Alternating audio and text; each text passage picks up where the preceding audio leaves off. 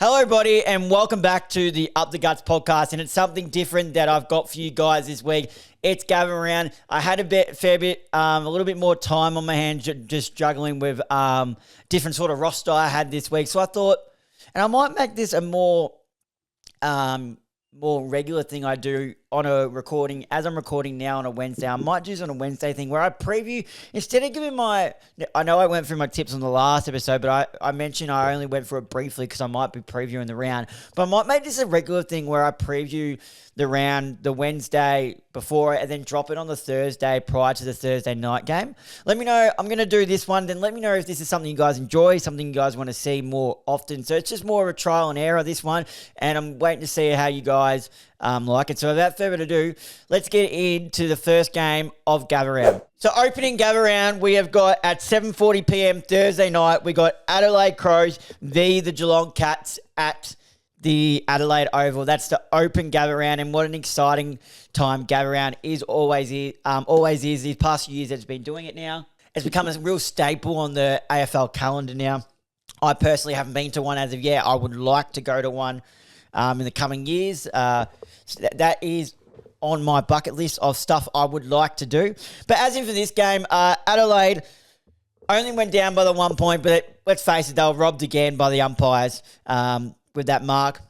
They're looking unreal. Their big three, Thilthorpe, Walker, Fogarty, are looking unreal. Their midfield is looking really good. They've pushed Rory Laird from the midfield out to half-back, and now they're playing Dawson, Rankin, Saligo.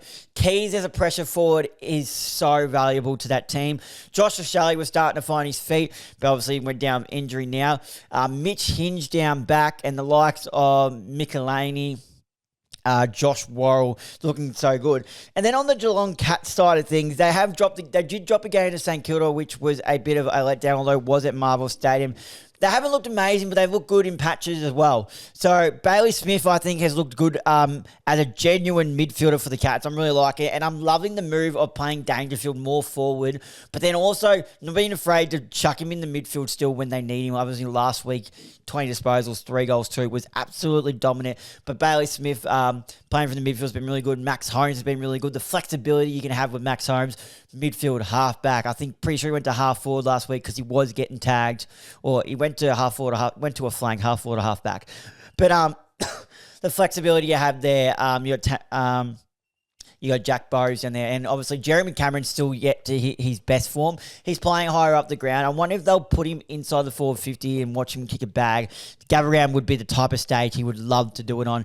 Obviously, they got Shannon Neal down there, Tyson Stengel, Ollie Henry flies under the radar. I think this is going to be a really good game. So, but I'm going to be back in the Crows at home. Purely just one, because they're at home, and I'm just loving the way they're looking. I think they are the real deal, and I'm really excited. They play an exciting brand of footy, a high-scoring brand of footy, and it's just so good to watch, and it's no better way to open Gather Round than the 2025 Adelaide Crows.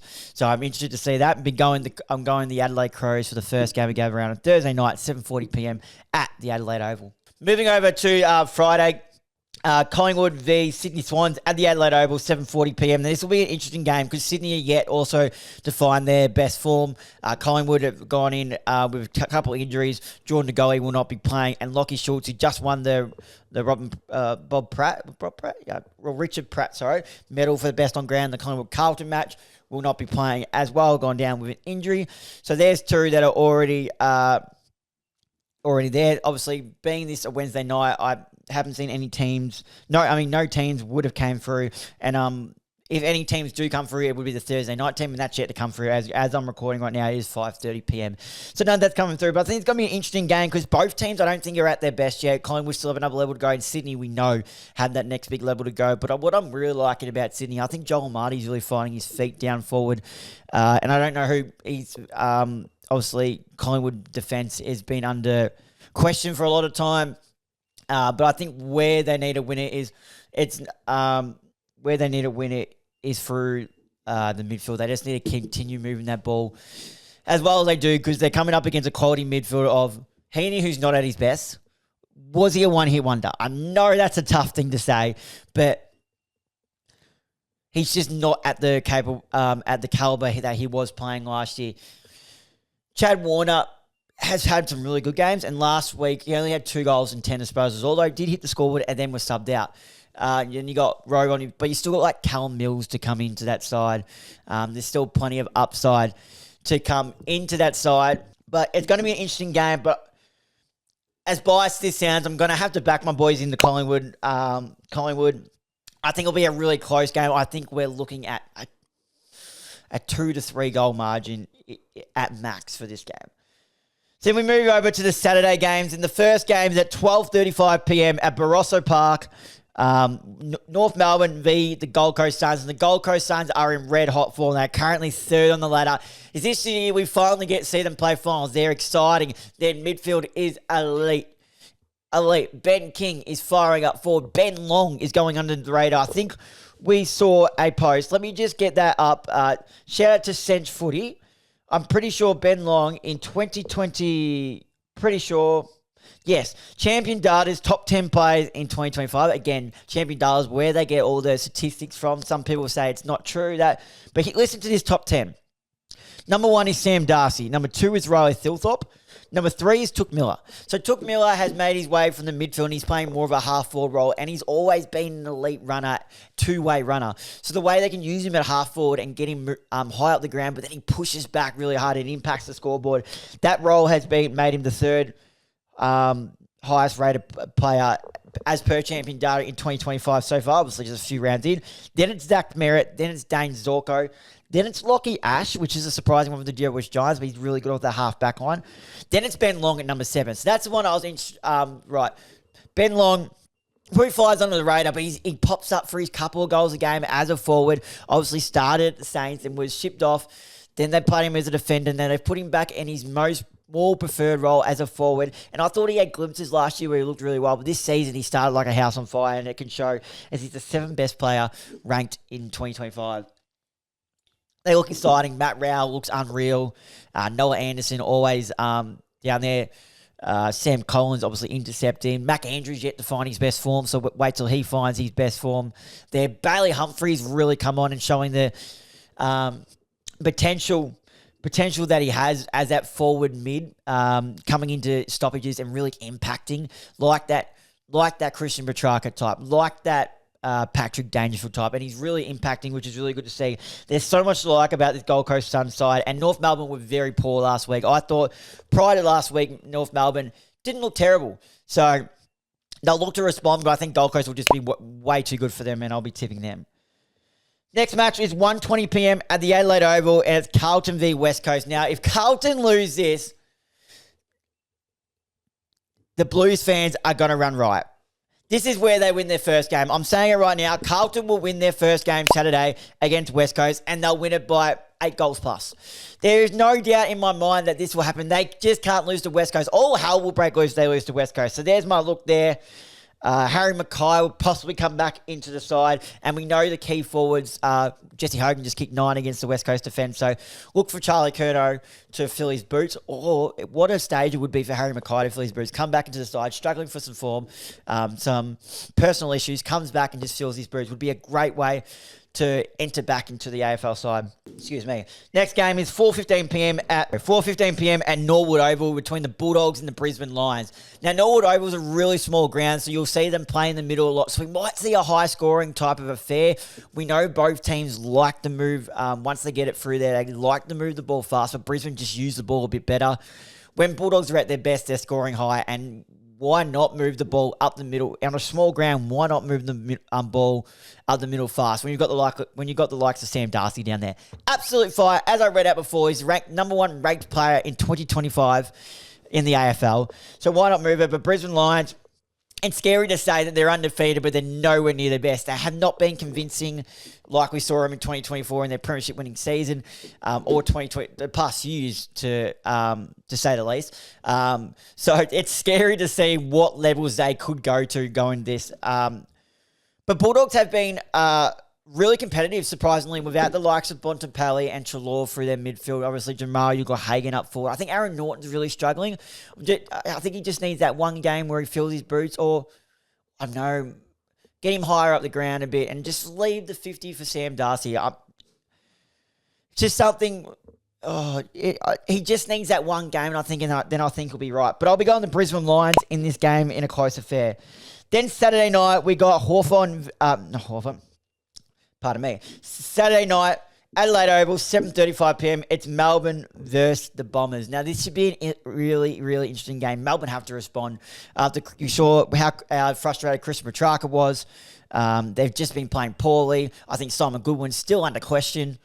And Essendon have not been terrible. They've been in majority of the games that they played, and that's why I'll be backing them. And I think Zach Merritt is possibly, if not, he's top 3 leading the Brownlow right now, even though the side hasn't won as much. So I'll be going the Bombers in this one. Moving over to the Sunday game, it's Richmond v Fremantle at Barossa Park, and I expect Fremantle to fill their boots and win by a convincing margin. When I say that, the way they move the ball, I'm going to say 30, 40 points. Bolton coming up against his old side will be really interesting. I mentioned in the podcast on that dropped Tuesday. I'm a really big fan of Murphy Reid. Something just happens whenever he's around the contest. He's just a really exciting player, obviously, and he'll only go leaps and bounds in the next few years when he gets more footy under his belt, then moves into the midfield. But Luke Jackson going down is going to really hurt. He was playing some exceptional footy as the number 1 ruck, but they welcome back Sam Darcy and Hayden Young into that midfield. Obviously, Nathan O'Driscoll's gone down, who was Hayden Young's replacement at that point. But then it's just a like-for-like swap, so you're getting a bonus with Hayden Young and his ball use that he brings through that midfield. And Sam Layla has been looking really good as the number 1 draft pick. Last week played an exceptional game. But I'm going to be going the Dockers in this one. Next game at Norwood Oval, 3:20 p.m. It's the Saints v the Giants. And the Saints have surprised some people. They're currently sitting 7th on the ladder. They've won some big games. They just won against Port Adelaide at the Adelaide Oval, which is no easy feat. But the Giants, what can I say? The Giants, Hogan came back, kicked 9. What more can you say? His second game back, kicks 9. Although against the West Coast team, but he kicked 4 the week before. So I'm pretty sure it's 13, 2 games for him, which is absolutely phenomenal and mind-blowing. But it's the way they move the ball. They're so quick. With the likes of Lockie Whitfield and his ball use off halfback, I read out before, Lockie Ash is the 6th highest rated player in the AFL so far this season. So Tom Greenwood's at his best. Toby Green. Finn Callahan is looking absolutely phenomenal. The Rolls Royce through the middle and really gets the ball moving forward. Toby Green is back to his best form after having a little down season last year. It wasn't massive, but it wasn't up to the Toby Green standard we know as much. But he's back to that now. Obviously, you mentioned Finn Callahan. Darcy Jones, I love Darcy Jones, just the electric speed he brings. He's probably his best game of his career so far last week. It just looked absolutely phenomenal. His speed, the way he can read the play and hits the scoreboard is amazing. And although the Saints have done well so far, I'm going to be backing the Giants in this game. Now, to round out Gabba Round, Sunday night, 7:20 p.m.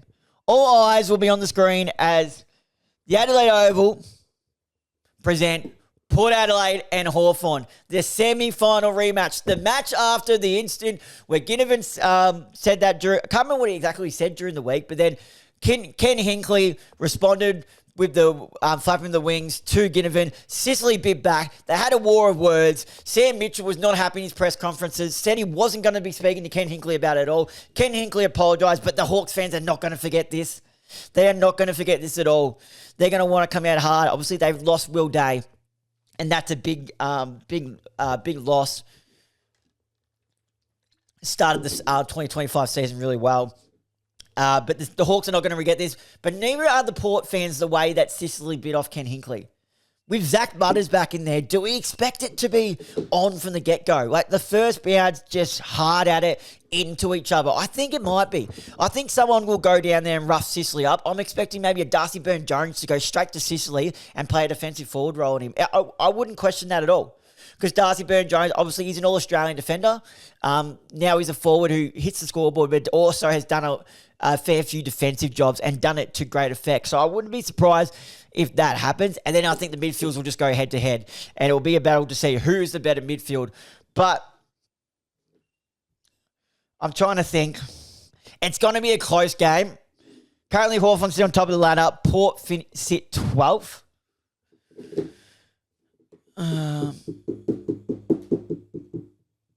think the Hawks get one back on them. I think I'm going to be backing the Hawks in this one by about 10 points. So nothing crazy, but I could see a world where Port Adelaide do respond and stand up for Ken Hinkley. But I'm going to be backing the Hawks in this one. Well, there you have it, guys. There is my Gabba round preview as we're recording this on the Wednesday night, a day before the Gabba round starts. If you guys have enjoyed this preview and would like me to do this most weeks or every week, matter of fact, let me know in the comments. And this was a trial and error thing, something that I thought I'd give it a go and get it out there, see if you guys enjoy it. So let me know if you do it, I'll continue that. But thank you guys for watching. If you're watching this on YouTube, make sure to hit that like button, leave a comment on the video, and turn on the notification bell so you don't miss an upload. And make sure to hit that subscribe button.